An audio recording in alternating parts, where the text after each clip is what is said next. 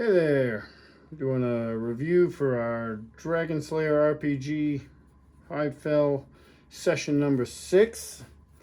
This one we picked up right where we left off. So in the last session we didn't actually leave the dungeon that we're in. We decided to stay there because we had adventured a little bit and explored, but we were still doing pretty well as far as like resources. I still had some spells left, and Feather and Brother Tor were still doing well.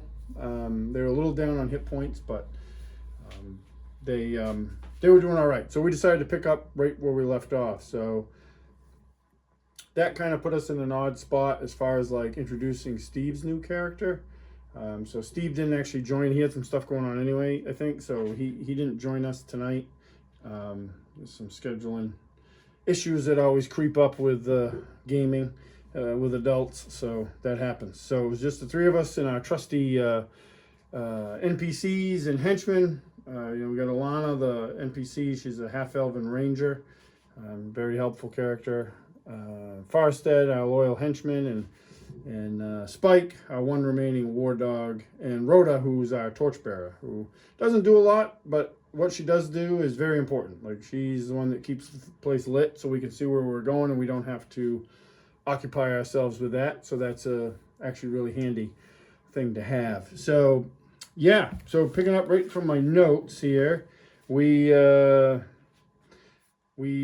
keep exploring, and we actually find another one of those open air chambers like we'd found previously that lead to the outside that we could fly the ravens right into. This one had 4 statues in it, and they were statues of various old mages. Not sure exactly on who. There's a bunch of named mages. Like we know that this dungeon we're in is kind of dedicated to this mage Galaxiana. And the interesting thing is that with the Dragonslayer RPG, if you look at the spell list, much like if you go look at the old school or even the current D&D spell list, there's named spells in there. Named after casters, and Dragonslayer does that, and I like that because it gives you a little bit of a feeling for the setting that these people existed at one point in the setting. So I like that. We're not sure who these mages are though that are depicted in the statues.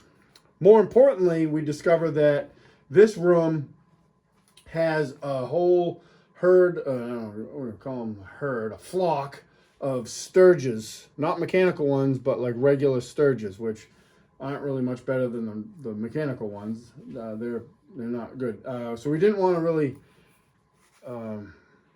get chewed up by those things. So my character, Nerion, the mage, the elf magic user, he has a wand of cold that allows him to cast Cone of Cold. And I only have a few charges. Like, it only has 4 charges, but it does a lot of damage. So I used it on the Sturges. We rolled initiative. We weren't surprised. We rolled initiative. We won initiative.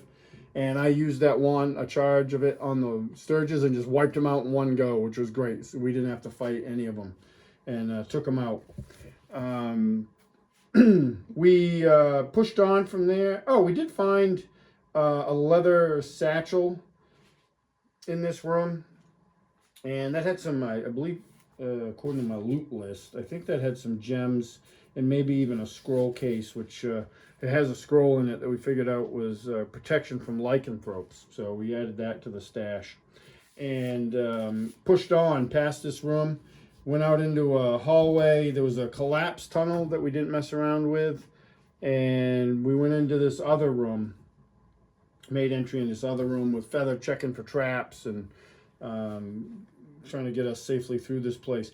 This other room was interesting because, one, it had a green slime on the ceiling, so we were very cautious of that. And it was hovering above this pad on the floor in the corner. And it was on the pad with these glyphs. And I was able to figure out that it was, there was some symbols and stuff on it. And the symbols belong to a Zupang the Transmorgifier. I'm pretty sure I butchered that word, but it has something to do with transmutation. So we didn't mess around a lot in this room because we didn't want to deal with the green slime. Although we were I sort of tempted to mess around with the pad to see if it would, change something or send us somewhere, or I don't know. We didn't because the green slime was right above it, and we didn't have a good means. We thought about using the wand of cold on it again, but I only have so many charges. I only have 3 charges left on that because I kind of really want to save them for like when it's really gonna matter, so we didn't mess with it. We moved on. We moved on. We came to another, we went down a short bit of hallway. There was another door. And Feather checks that door. It doesn't find any traps, but when he opens it, he's being cautious, but he opens it and these glyphs flare up on it and he gets zapped with electricity.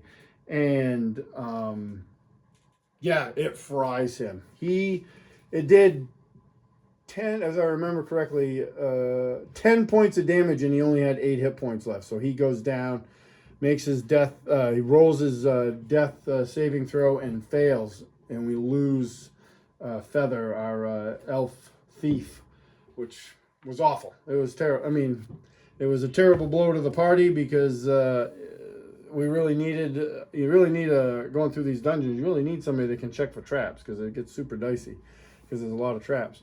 And Feather's, he's an OG character of this game, so we didn't want to lose him anyway. We didn't want to lose any of the player characters, but it happens in games, and especially the older style games, death is definitely on the line. So Feather goes down. My friend Matt, like the great player he is, takes it in stride, and he just picks up and he starts running the NPC Alana as his PC, so he has a character. We go in the room beyond, and there's these 3 tapestries, and they're interesting because we can't quite depict what is on them. I have to, like my character, I study one of them for a turn. We roll for a random encounter. We thankfully don't get any. And I can see that there's a horse or something on it. We end up collecting them because we just don't, we don't know what they do, but they do something. They are magical. And we just, Feather died getting us into this room. These got to be, we're thinking these got to be worth something. So we collect them and spread them out amongst the party because they're kind of heavy. They're decent size. I can't remember, they're like 4x4 or 4x8 or something, but we roll them up and each person, Alana carries one, Brother Tor and Farstead all carry one. So we carry them out of here. Where did we go from there? We kept going. We come to another doorway.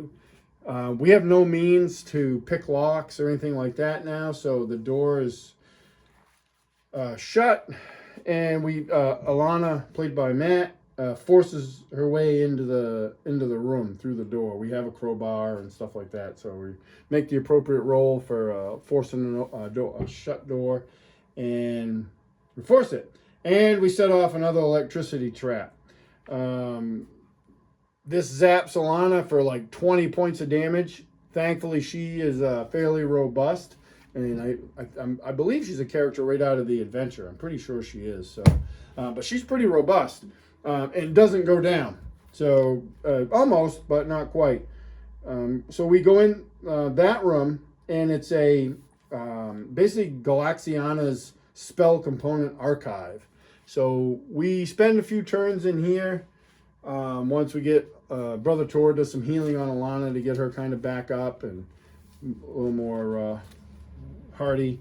And but we spend some time in here collecting all these spell components as much as we can. We get a sizable amount of them, which was good.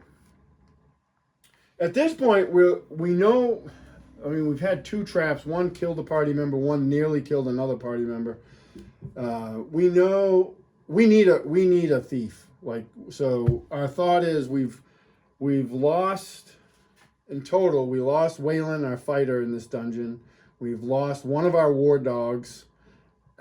We've lost Feather, our thief. So we're like, we need to probably reassess.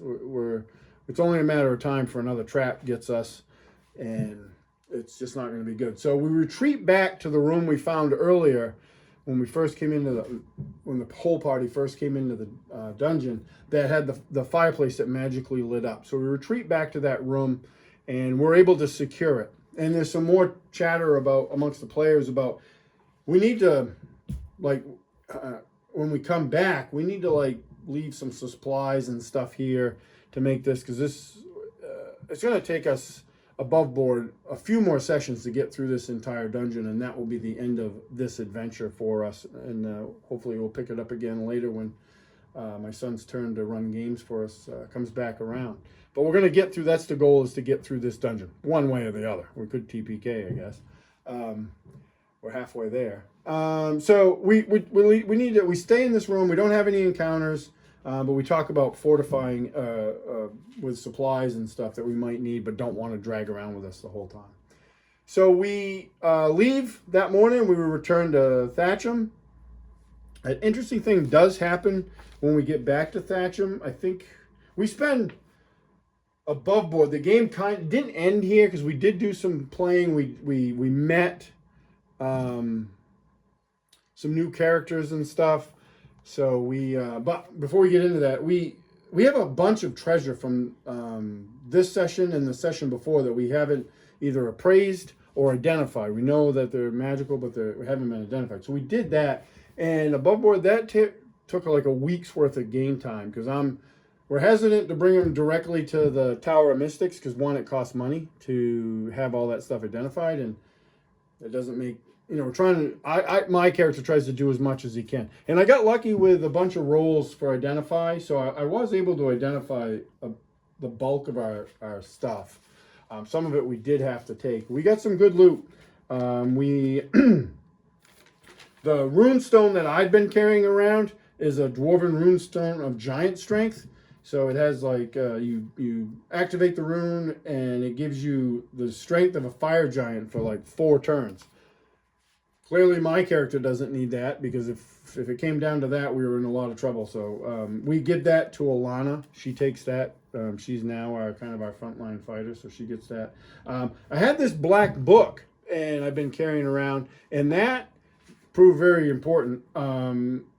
We identify that, and it's called the Librum of White Magic. And basically what it does is it takes a week to read, but at the end of that week, I go up a class level. So I'd gain a level. So we figured it out. Like, I was already really close to leveling up, so like we kind of meted it a little bit, and it was like, well, we'll figure out all the XP we get from treasure. If I level up from that, great. That'll make my character 3rd level, and then we'll spend another week in Thatcham while I study this book, and I'll gain another level. So that's what we ended up doing. So by the end of this session, my wizard, Anarion, magic user Anarion, was 4th level, which is great. The red-bladed longsword we got turned out to be a flame-tongue longsword, which is really kind of badass.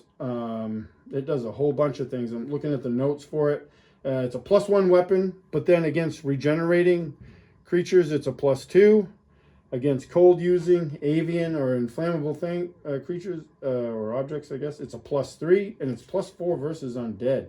And it acts like, when it's activated, the fire that comes off the blade acts like a torchlight. So that was pretty cool.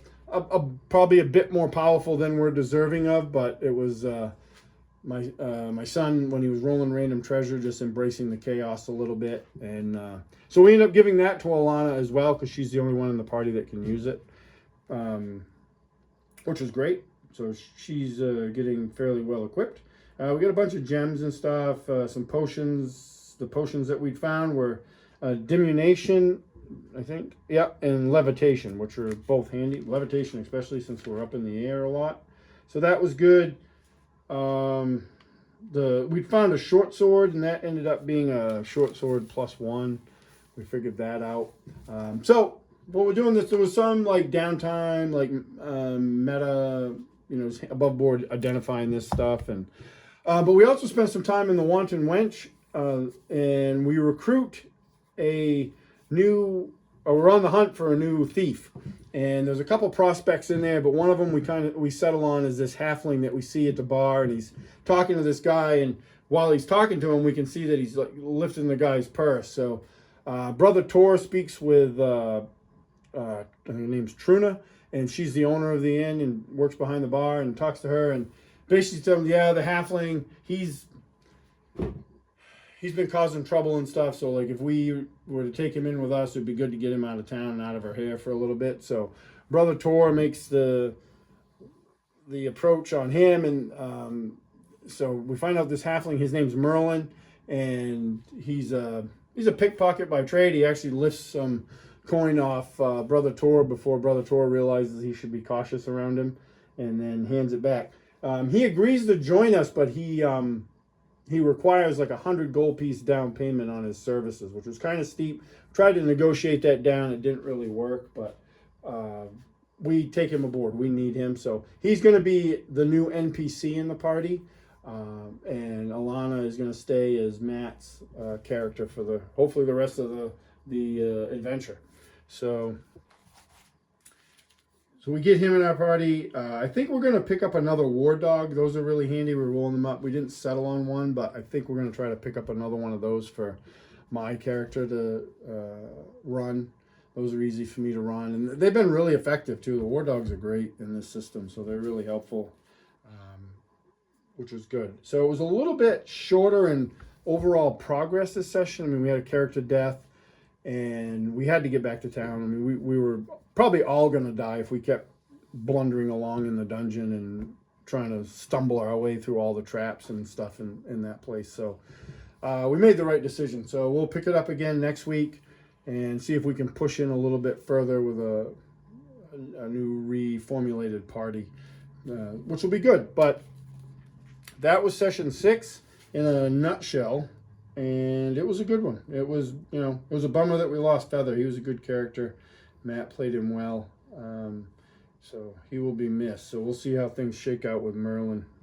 Seems like a bit of a shyster to me, but we'll see.